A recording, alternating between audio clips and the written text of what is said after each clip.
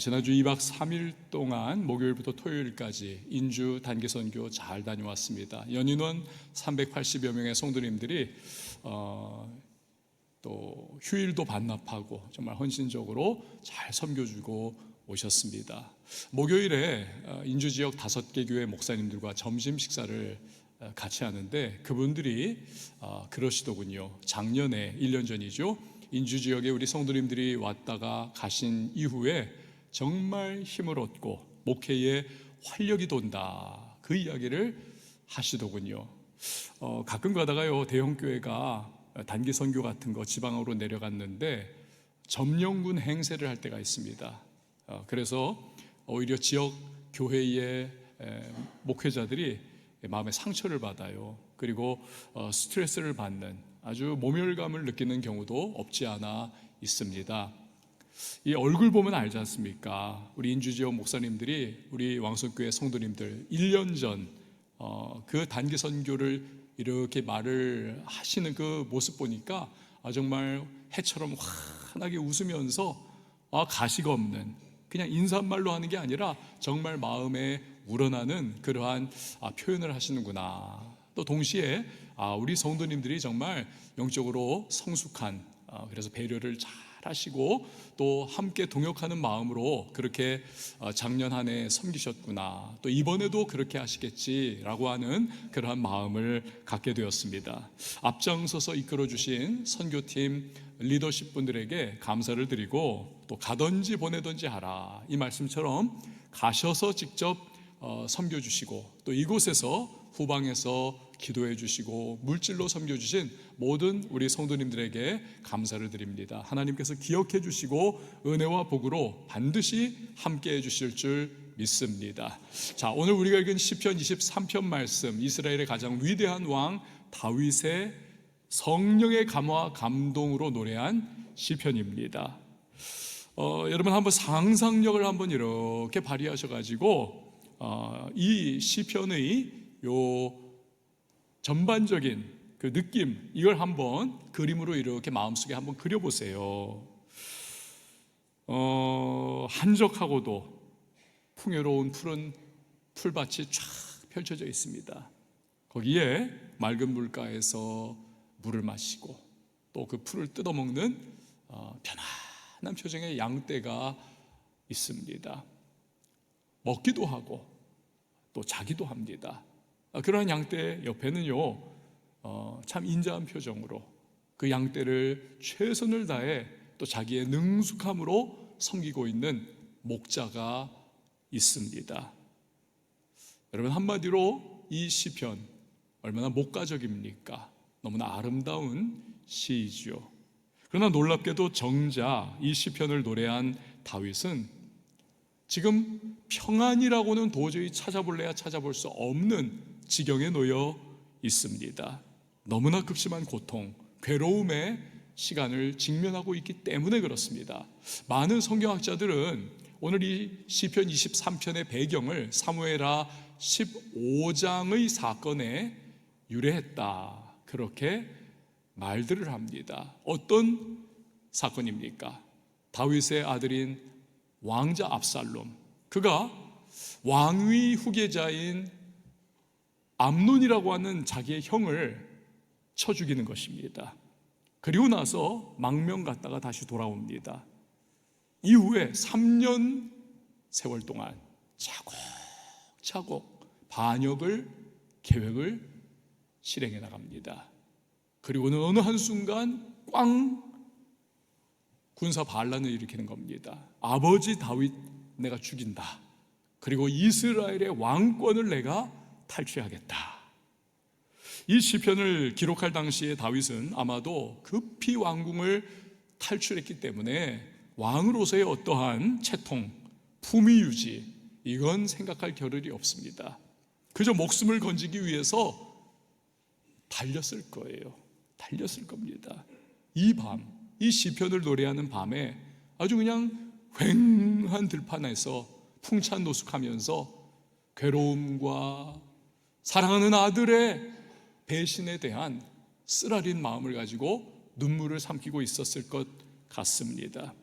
그런데 반전이 어느 한순간 일어나는 겁니다. 한숨과 한탄은 사라져버리는 거예요. 갑자기 그의 마음속에서 감사와 찬양이 솟구쳐 오르는 겁니다. 눈물이 사라지고 주체 못할 기쁨이 터져 나오는 겁니다. 놀라운 일이 생긴 것이죠. 이로 인해서 다윗은 고통과 괴로움의 시간을 극복할 힘과 용기를 얻습니다. 담대함을 회복하게 되더라는 것입니다. 할렐루야. 여러분, 오늘 우리는 힘든 시기를 살아가고 있습니다. 어떤 분은 영적으로 힘들어요.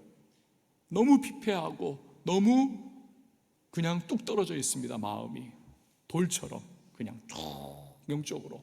어떤 분은 건강상의 힘든 고통과 괴로움의 시기를 걸어가고 있는 분도 계실지 모릅니다. 경제적으로, 가정적으로, 자녀 양육에 있어서 인생의 전반적인 상황에 고통과 괴로움의 시기를 지나가고 있는 분도 계실지 모르겠습니다.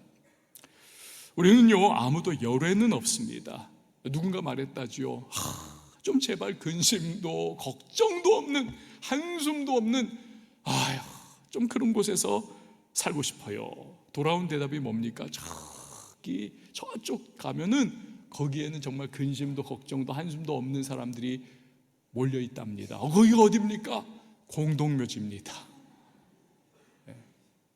이 고통과 괴로움의 불가피성, 인생에 있어서 이걸 역설하는 에피소드인 것이죠. 왜 나만 이렇게 고생을 합니까? 항변하지만 그렇지 않습니다. 누구나 나름의 고통과 괴로움 끌어안고 살아가고 있습니다. 표현을 안 할 뿐이지요. 그런데 감사한 게 있습니다. 고통과 괴로움 피할 수는 없어요. 그러나 극복할 수는 있습니다. 본 시편에서 다윗이 바로 그 비결을 우리에게 알려주고 있습니다. 우리는 그 비결을 100% 신뢰할 수 있습니다. 왜냐하면 다윗이 고통과 괴로움의 시간을 아주 성공적으로 극복을 했기 때문에 그렇습니다. 자, 그렇다면 그 비결은 과연 무엇일까요? 두 가지로 살펴보도록 하겠습니다. 첫 번째는 시선 지키기입니다. 시선 지키기. 무엇을 바라볼 것인가? 지난 3월에 한 신문에서 이런 기사가 났어요. 먼저 여러분에게 질문을 드립니다. 여러분, 스스로 목숨을 끊는 분들이 계십니다. 얼마나 참 비극적인 일입니까? 그런데 사람들이 이렇게 자기 목숨을 끊는 일이 언제 집중적으로 일어나는 줄 아세요? 계절상 봄, 여름, 가을, 겨울. 여러분, 언제라고 생각을 하십니까? 낙엽이 우수수 떨어지면서 인생 무상을 생각하게 되는 가을일까요?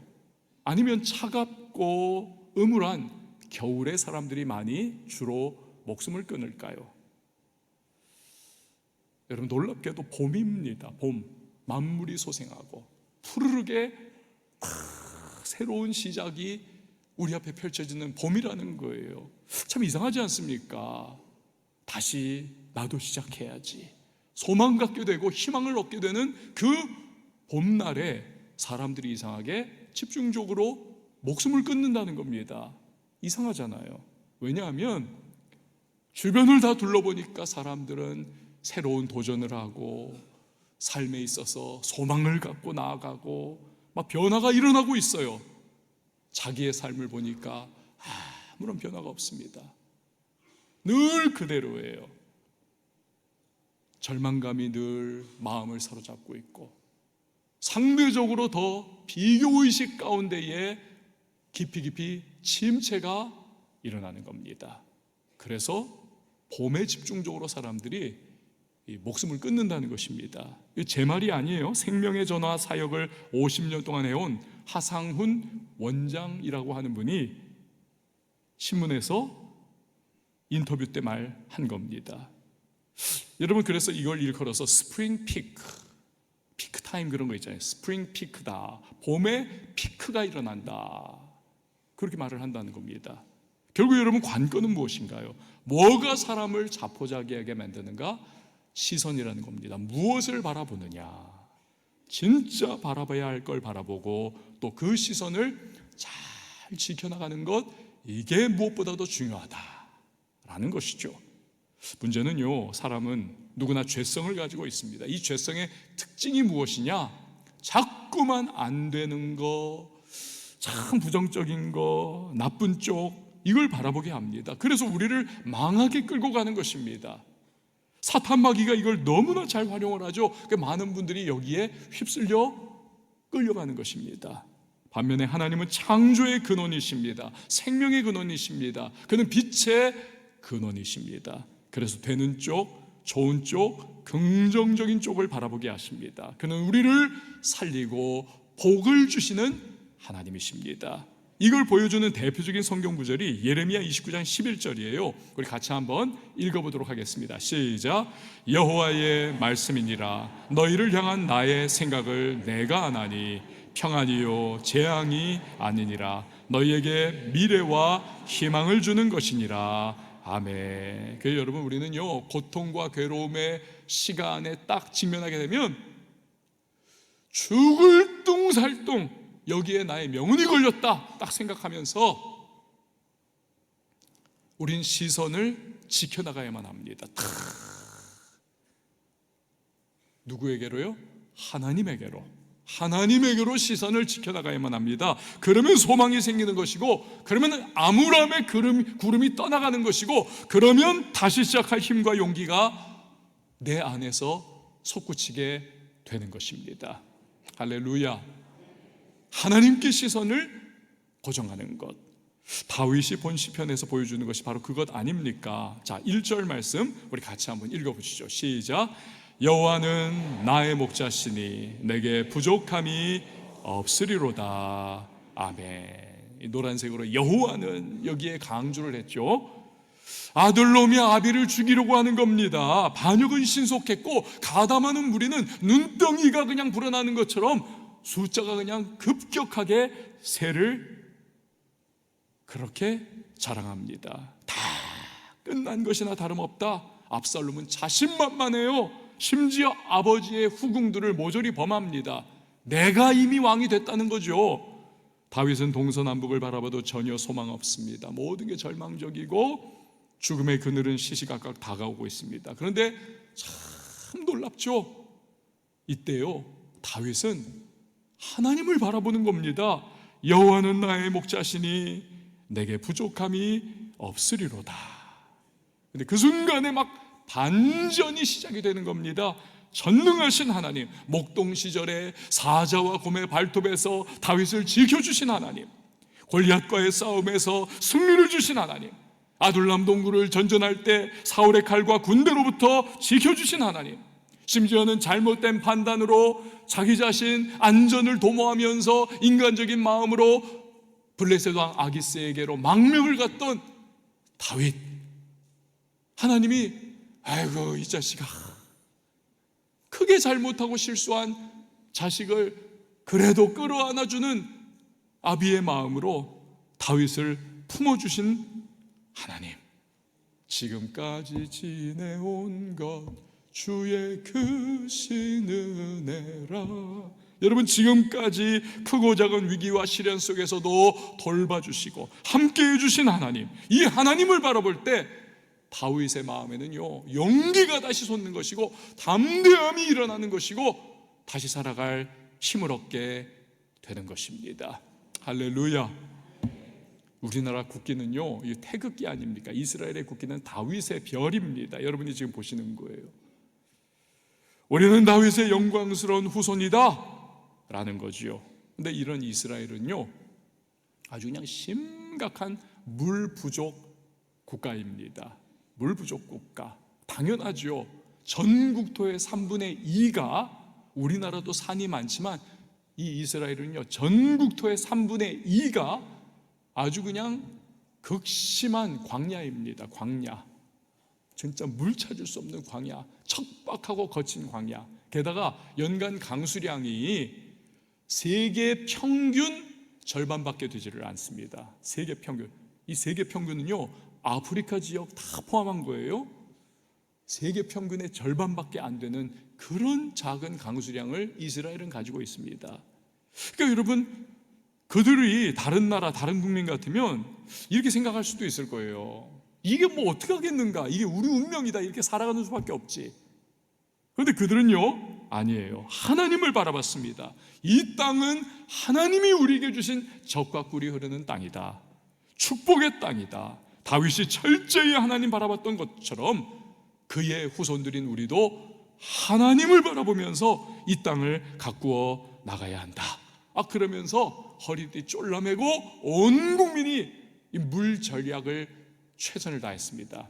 그리고요, 바닷물 해수 담수화 그 기술을 정말 개발을 많이 했습니다. 그리고 폐수도 이걸 아주 그냥 재활용 기술도 최선을 다했어요. 그래서 이스라엘이요, 전 세계에서 해수 담수화 기술하고 폐수 재활용 기술이 최고입니다. 세계적으로. 심지어는 미국과 유럽도요, 그 쟁쟁한 선진국들도 다 이스라엘 와가지고 그 기술을 전수받는 거예요. 그래서 이스라엘은요, 지금 물 부족 국가가 아닙니다. 물 생산 국가가 되었어요. 물 생산 국가. 이건 드라마틱한 반전이 아닐 수 없지 않습니까? 여러분, 시선을 어디다 두느냐, 이게 그만큼 중요하다는 거예요. 시선을 하나님께 두는 것입니다. 사랑하는 여러분, 고통과 괴로움의 시간에 부정적인 현실, 암울한 상황, 나를 둘러싼 답답한 문제들 바라보면서 거기에 막 빠져들지 마시기를 바랍니다. 그러면 좌절하고 낙심하고 절망할 수밖에 없습니다. 대신에 우리는 전능하신 능력의 하나님을 바라봐야 할 줄 믿습니다. 어떤 하나님이십니까? 그분은 우리를 사랑하사 예수 그리스도를 이 땅에 보내어 주셨습니다. 잘난 사람, 능력 있는 사람, 의로운 사람, 사랑받을 가치가 있는 사람만을 위해 예수님 보내주신 거 아닙니다. 로마서 5장 8절 말씀 우리 같이 한번 읽어보시죠. 시작. 우리가 아직 죄인 되었을 때에 그리스도께서 우리를 위하여 죽으심으로 하나님께서 우리에 대한 자기의 사랑을 확증하셨느니라. 아멘. 우리가 죄인 되었을 때 하나님 반역하고 하나님 모른다 하고 하나님 없이 살아가면서 심판과 멸망을 운명으로 그렇게 거머쥔 채 살아가고 있을 그때에 하나님이 우리를 예수 그리스도 보내주셔서 구원해 주신 것 아닙니까? 이런 하나님 바라보면 그의 사랑 안에서 은혜가 있는 것이고 확신이 우리에게 임하는 것입니다. 그러면 우리는 얼마든지 다시 일어나 고통과 괴로움의 시간을 극복하고 우리는 다시 살아갈 수가 있게 되는 것입니다. 할렐루야. 자, 두 번째로 우리가 고통과 괴로움의 시간에 어떻게 극복할 것인가? 입술 지키기. 무엇을 말할 것인가? 이 부분 우리가 놓쳐서는 안 되는 겁니다. 여러분, 인생이 힘들어지고 고달파지면 많은 사람에게 자꾸 나타나는 부정적인 특징들이 있습니다. 그 중에 하나가 뭐냐 하니까 말이 거칠어져요. 안 된다, 할 수 없다, 나는 끝이다, 내 신세가 다 그렇지, 막 이러면서 그냥 말이요, 정말 너무나 부정적, 불신앙적이 돼버립니다.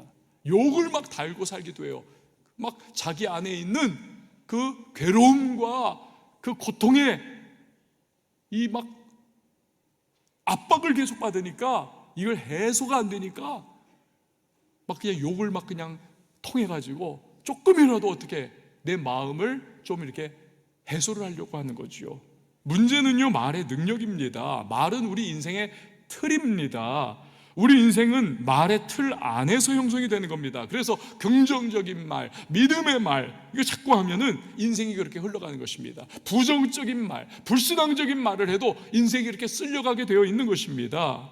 말은요, 종종 소홀히 여겨지지만 엄청난 능력을 그 안에 가지고 있습니다. 성경 야고보서를 보면 그걸 굉장히 심각하게, 섬뜩할 정도로 우리에게 강조하고 있지 않습니까? 야고보서 3장 2절 이하를 여러분 좀 긴데 우리 같이 한번 읽어보도록 하겠습니다. 시작.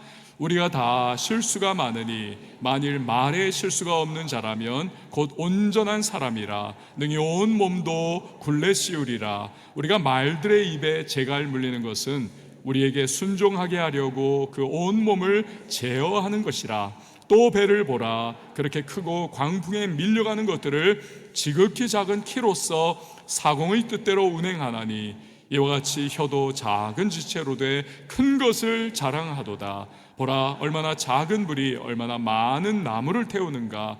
혀는 곧 불이요 불의의 세계라. 혀는 우리 지체 중에서 온 몸을 더럽히고 삶의 수레바퀴를 불사르나니 그 사르는 것이 지옥불에서 나느니라. 아멘. 이거 대표적으로 보여주는 사건이 민수기 14장 아닙니까? 12명의 정탐꾼이 40일 동안 약속의 땅 가나안을 이렇게 쫙 정탐으로 돌아옵니다. 그 중에 10명, 절대 다수가 말을 하는 거예요. 안 된다. 저 땅은 거민을 삼키는 땅이다. 거인족 속 안악자손이 저기에 버티고 있어서 우리는 들어가면 필멸이다. 그들이 우리를 바라볼 때 우리는 메뚜기와 같다. 그러니까 빨리 짐 싸가지고 다시 애굽으로 돌아가자는 거예요. 사람들은 통곡하고 하나님께 원망불평하고 난리가 났습니다. 그때 여호수아와 갈렙, 그 두 명의 소수의 정탐꾼이 튀어나와가지고 아니다, 옷을 찢으면서 저 땅은 하나님이 약속하신 젖과 꿀이 흐르는 땅이다. 하나님이 약속하지 않았냐, 우리에게 주겠다고. 심히 아름다운 땅이야, 포기하지 맙시다 하면서 안악자손 저들은 우리의 밥이다, 믿음의 말을 탁 하잖아요. 그러나 이 상황을 수습이 안 되는 거예요. 워낙 10명이 부정적, 불신앙적 말을 그냥 토해냈기 때문에. 그러니까 하나님께서 이 민수기 14장에서 말씀하시지 않습니까? 너희 말이 내 귀에 들린 대로 내가 너희에게 행하겠다. 그래가지고는 40년 세월 광야 뺑뺑이를 돌리는 겁니다. 그러면서 하나님 앞에 대적했던 10명의 정탐꾼은 즉시 재앙으로 목숨을 잃게 하시고, 나머지 출애굽 1세대 하나님 앞에 원망하고 불평하고 불신앙적인 시각으로 대했던 그들은 하나님께서 광야 40년 뺑뺑이 동안 1세대 다 전멸, 딱 유일하게 1세대 중에서 여호수아와 갈렙만이 목숨을 부지하고 2세대와 함께 40년 후에 이 약속의 땅 가나안에 들어가는 축복을 누리게 해주시는 것입니다. 여러분, 결국 뭐예요? 말대로 되더라는 것입니다. 말대로 되더라. 한번 저를 따라해 주시죠. 말대로 된다.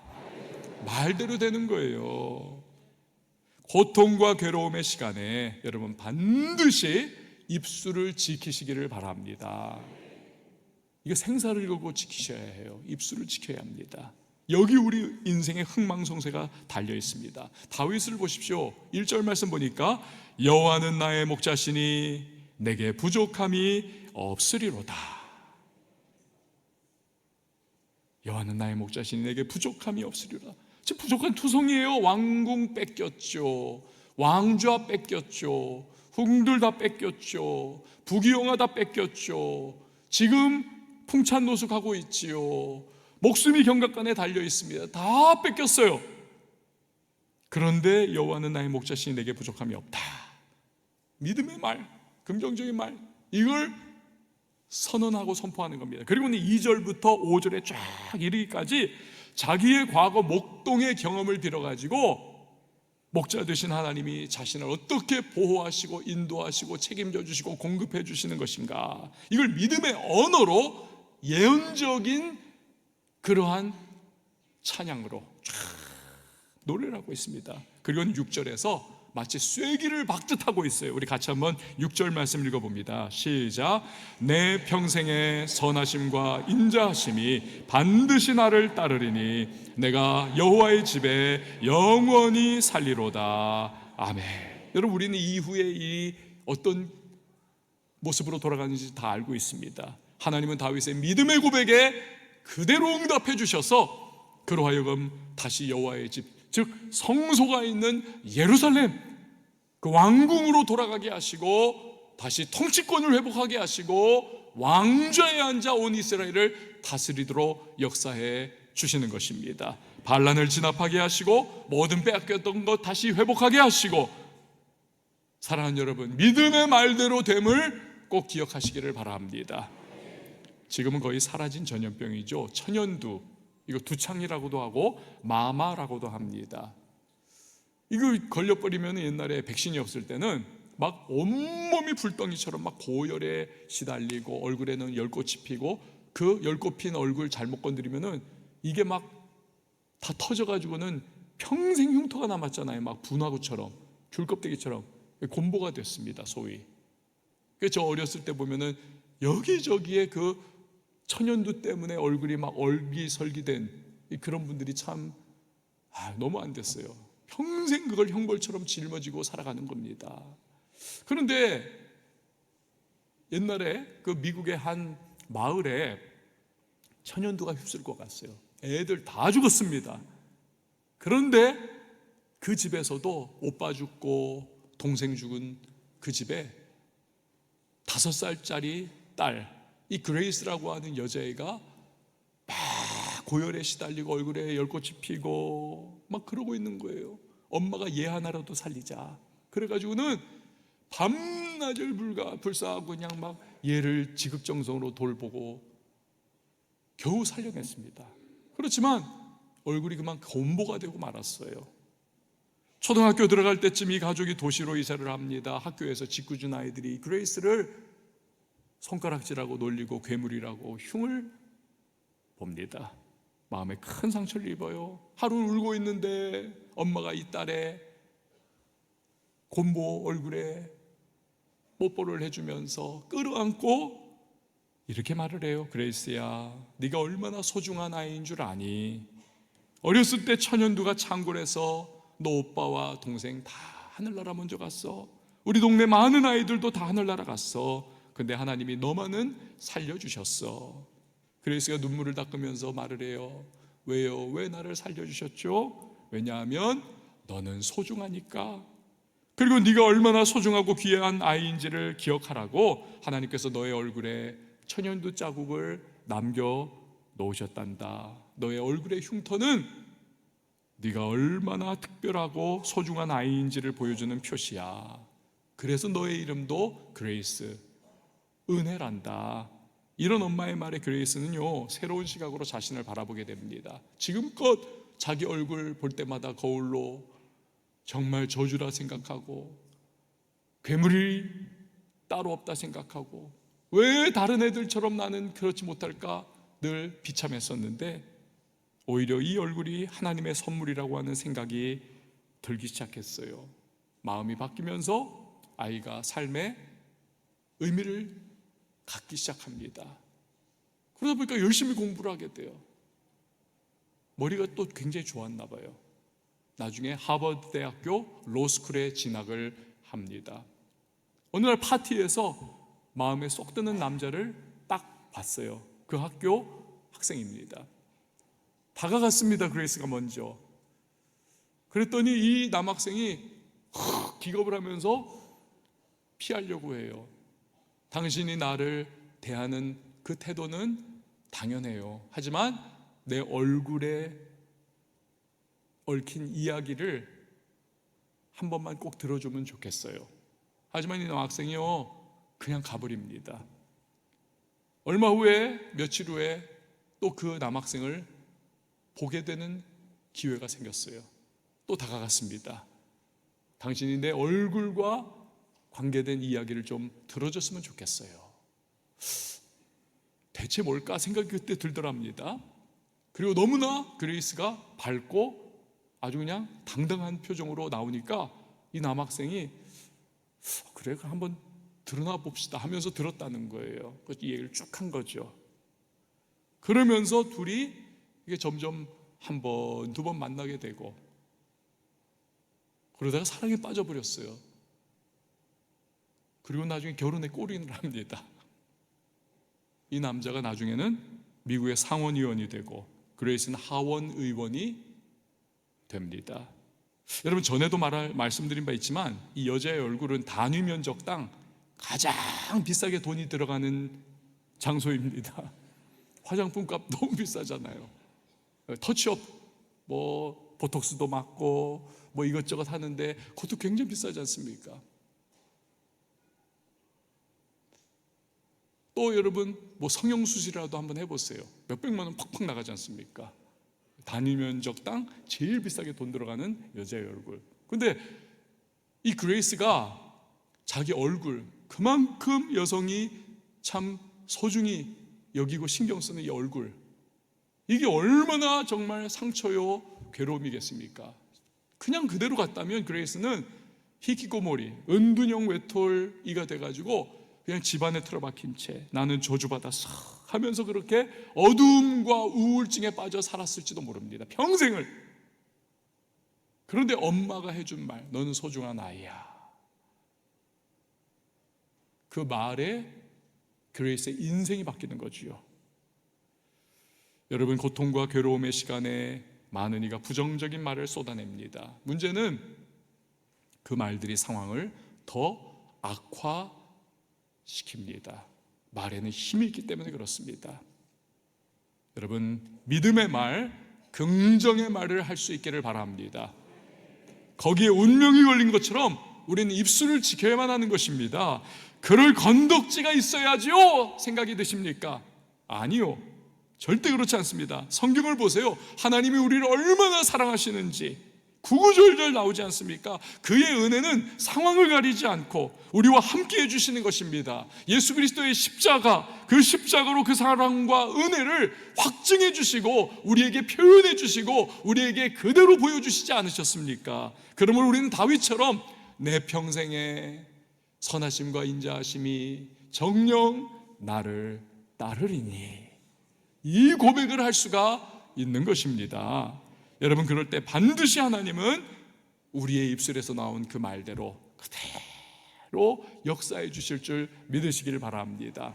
우리 삶에는요, 때론 기쁨이 있고 웃음이 있고 감사도 있지만, 그러나 때로는, 아니 더 많은 순간 눈물이 있고 고통이 있고 괴로움이 있습니다. 이 둘이 교차해가며 직조해내는 것이 우리의 삶이 아닙니까? 고통과 괴로움의 시간에 직면할 때 두 가지를 기억하십시오. 첫 번째, 시선 지키기, 무엇을 바라볼 것인가. 그리고 두 번째, 입술 지키기, 무엇을 말할 것인가. 기도하겠습니다. 여러분, 이 시간에 우리 같이 기도할 때에 첫 번째 기도, 하나님 내 시선 잘 지키게 하소서. 하나님 바라보게 하소서. 하나님 내 입술을 잘 지키게 하소서. 믿음의 말을 하게 하여 주옵소서.